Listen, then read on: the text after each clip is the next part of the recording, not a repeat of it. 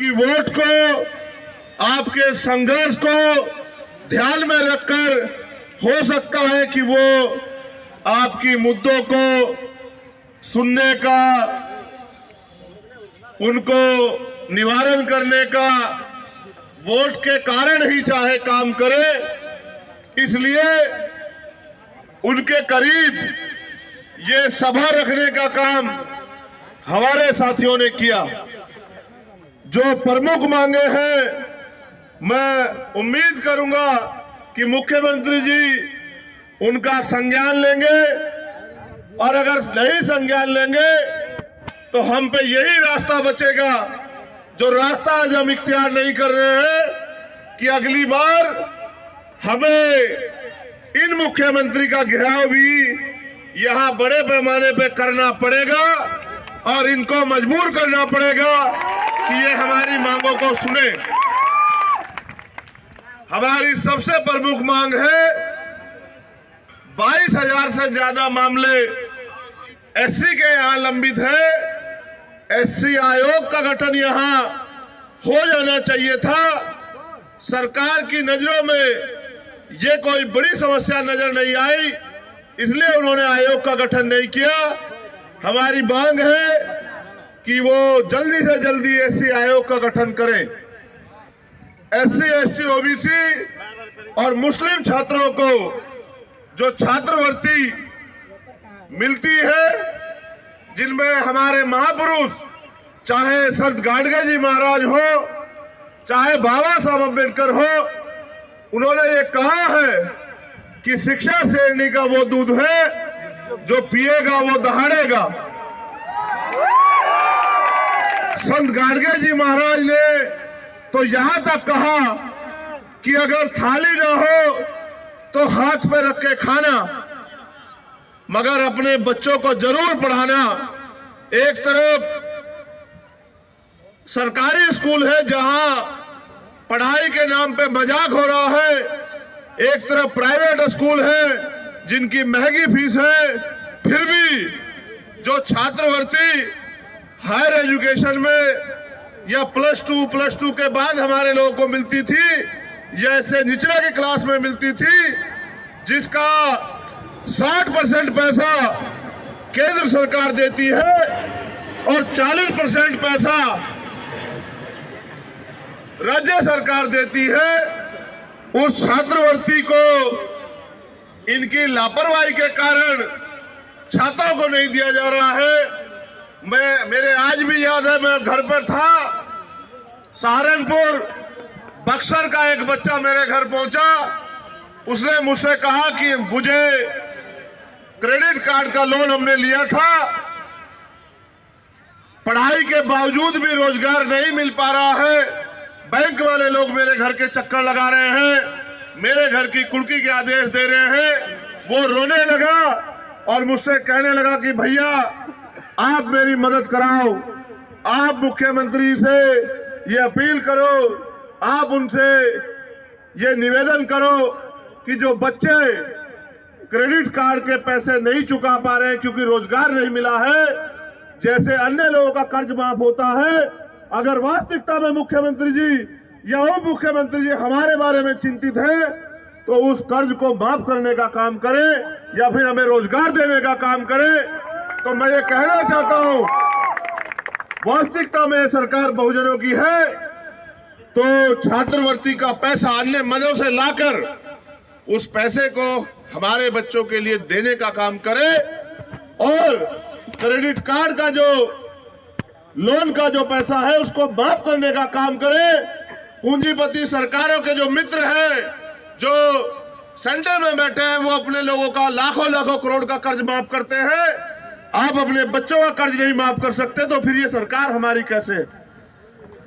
हमारी ये भी मांग है कि बड़े पैमाने पे एससी के लोग, एसटी के लोग जो रोजगार के रूप में ताड़ी का काम करते हैं, तो ताड़ी को कृषि का दर्जा मिलना चाहिए, जिससे कि उनको रोजगार मिले और कोई आय का साधन खड़ा हो। बिना आय के साधन के वो भूखमरी बेबसी का शिकार हो रहे हैं। सरकार के नागरिक है इस प्रदेश के, सरकार को सोचना चाहिए। अगर हमें अवसर मिलेगा तो हम ताड़ी को कृषि का दर्जा दिलाने का काम करेंगे, लेकिन इस सरकार से भी मेरा अनुरोध है कि वो ताड़ी को कृषि का दर्जा दिलाने का काम करे। तालीमी मरकज टोला सेवक को नियमित करने का काम करे, ऐसी भी हमारी मांग है।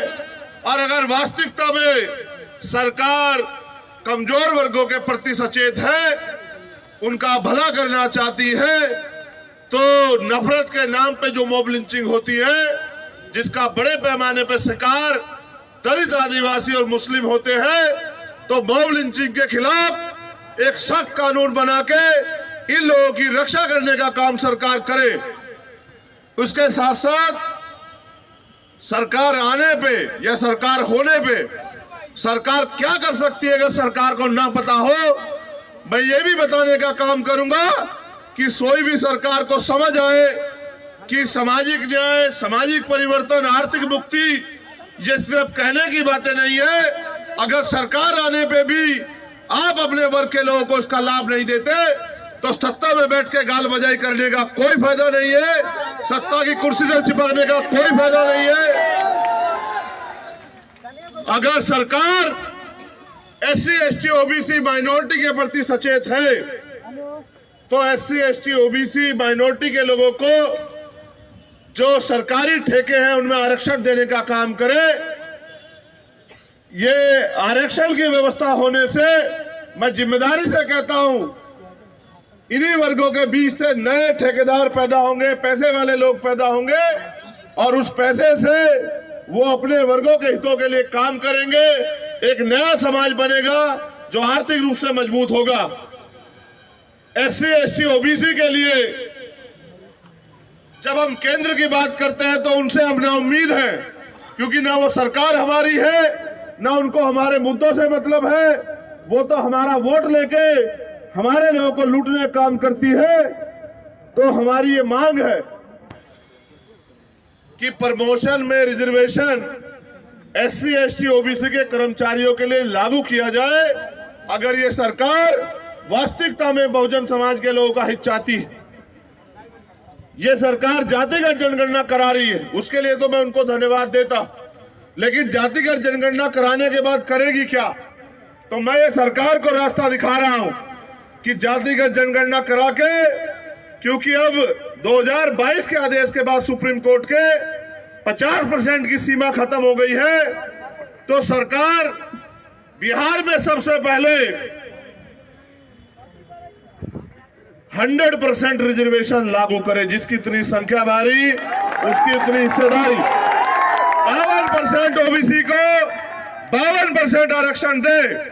जो आबादी दलित, आदिवासियों की है उनको उनके बराबर आरक्षण दे। जो आबादी मुस्लिम समाज की है उनके बराबर आरक्षण दे। और जो आबादी स्वर्ण समाज की है 5, 7, 10%, तो उनको भी हमारा अधिकार ना लूटने दे। उनको भी उनकी संख्या के आधार पर व्यवस्था कराए कि जो हमारा अधिकार छीन रखा हुआ वो बंद हो। सरकार को एक और काम मैं बताना चाहता हूं। मैं कल लखनऊ में था, वहां रेलवे के कर्मचारी मेरे पास आए, जबकि वो सेंटर के अधीन है। मगर मैं यहां की सरकार से कहना चाहता हूं कि सरकार चाहे तो इन वर्गों के कर्मचारियों का भला करने के लिए पुरानी पेंशन को वो बिहार में शुरू कर सकती है, जिसका बड़ा लाभ इन वर्गों के कर्मचारियों को मिलेगा और वो अपने पैरों पे खड़े रहेंगे। आने वाले समय में पे बैक टू सोसाइटी के जरिए वो समाज में महापुरुषों के आंदोलन को चलाने का काम करेंगे। और इसके बाद जहां तक मुझे जानकारी है 8 लाख एकड़ जमीन यहां सरकारी 8 लाख एकड़ जमीन है, 18 लाख, ये जानकारी मुझे बिहार के साथियों ने दी। अगर सरकार वाकई में संवाद करना चाहती है तो वंचित वर्ग के लोगों को कृषि करने के लिए, घर बनाने के लिए, क्योंकि आपकी कई योजनाएं गरीबों का घर छीन रही है। जो 33 साल से लोग बसे हुए हैं बक्सर में, उन्होंने मुझे आके बताया कि सरकार योजना चला रही है, बहुत अच्छी बात है, लेकिन अपने लोगों के घर उजाड़ के तालाब बना के कौन सी योजना आप चलाने का काम कर रहे हैं। इसलिए अगर सरकार करना चाहती है, आज आपके पास मौका है। उस जमीन को, क्योंकि हमने उत्तर प्रदेश में देखा है, मान्यवर काशी राम साहब कहते थे कि जो जमीन सरकारी है वो हमारी है, तो उस जमीन को गरीबों में बांटने का काम करें, जिससे ये गरीब खेती या अन्य कोई रोजगार करके अपने पैरों पे खड़े हो। आपके पास मैंने कई रास्ते आपको दिखाए। आप देश की सत्ता में भी जाने की बात करते हैं, ऐसी चर्चाएं भी हैं, लेकिन जब आप मुख्यमंत्री बनके अपने प्रदेश में काम नहीं कर सकते तो देश की सत्ता पे आपको कौन बिठाएगा। यही वर्गों के लोग वोट के आधार पे वोट देके तय करते हैं कि देश की सत्ता पे कौन बैठे। ये ठगे गए हैं, लेकिन अब भीम आर्मी आजाद समाज पार्टी के जरिए हमारे नेता कार्यकर्ता गांव-गांव जाके हमारी माँ बहनों को, बुजुर्गों को, नौजवानों को समझाने का काम कर रहे हैं। अब ये ठगे में नहीं आएंगे, अब हम मांगेंगे नहीं, ये लड़ाई हिस्सेदारी की है। तो मैं आपसे अपील करता हूं कि यहां से जाने के बाद मेरे साथियों सोना मत। हमारे नेता भाई जौहर आजाद जी, अनिल प्रधान जी, रवि कुशवाहा जी, अमर ज्योति जी, अबूजर खान जी और तमाम नेता, निशान जी, वो सब लोग, अमित पासवान जी बहुत मेहनत करते हैं, आपके बीच में रहते हैं, हर अन्याय का सामना आंख से आंख मिला के करते हैं, आपकी आवाज को उठाते हैं, उनके हाथों को मजबूत करने का काम करना, उनकी ताकत बनने का काम करना, उनको आगे बढ़ने के लिए उनके साथ खड़े रहना। तो आपके अधिकारों पे कोई डाका बिहार में नहीं डाल पाएगा, ऐसा मेरा मानना है। इन मांगों के लिए हम सरकार को 1 महीने का समय देते हैं। सरकार के पास 1 महीने का समय बहुत है। अगर 1 महीने के अंदर सरकार इन मांगों को नहीं मानती है, हमारे प्रदेश अध्यक्ष तो अभी से तैयार बैठे हैं, वो तो 20 मार्च कह रहे हैं कि 20 मार्च तक अगर सरकार हमारी मांगों को नहीं मानेगी तो हम बिहार में जेल भरो आंदोलन शुरू करेंगे, लेकिन अपने लोगों के अधिकारों को अब किसी को डकारने ठगने नहीं देंगे। मैं यहाँ पहुंचा हूँ इस उम्मीद के साथ कि बिहार में भी आप लोग अपने पैरों पे खड़े होंगे। आपके पास रास्ता है मेरे साथियों, आपको ये तय करना है कि आप बैसाखियों के सहारे रहोगे या अपने पैरों पे खड़े होंगे। बैसाखी आपने इतने दिन देखी, बताओ आपकी जिंदगी में क्या बदला, और अगर नहीं बदला है, बदलना चाहते हो तो फिर जमीन पे जाके काम करो। मुझे आपसे बड़ी उम्मीदें हैं, क्योंकि बिहार की धरती बड़ी क्रांतिकारी धरती है। बिहार से जो क्रांति आंदोलन चलते हैं वो देश की सत्ता को पलट देते हैं। मैं भी ये उम्मीद करता हूं कि बिहार के साथी अपने हक अधिकारों के लिए यहाँ भी अपने पैरों पे खड़े होने का काम करेंगे। और मुझे उम्मीद है कि जो गरीब के बेटे मैंने यहाँ अपने प्रतिनिधि के रूप में आपके बीच भेजे हैं, आप उनके हाथों को मजबूत करने का काम करोगे। आप यहाँ आए, इस गर्मी में भी अपने साधनों से आए, यहाँ डटे हुए हो, मैं आपका दिल की गहराई से धन्यवाद करता हूँ। आपको बहुत बहुत मुबारकबाद देता हूँ।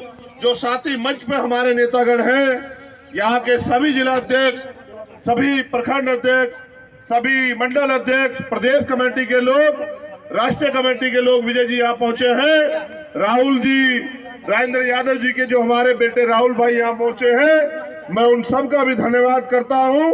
हमारी महिला शक्ति का भी धन्यवाद करता हूँ, क्योंकि मैंने उन्हें सुना, वो बड़े अपने अधिकारों के प्रति जोश में है।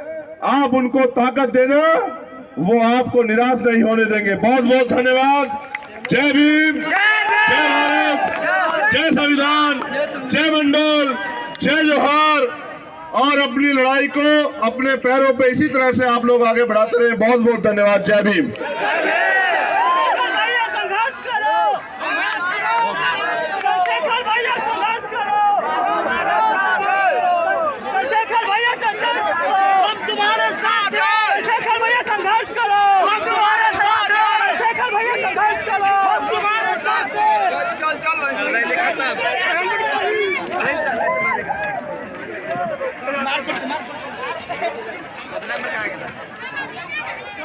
ड्राइवर कहाँ गया?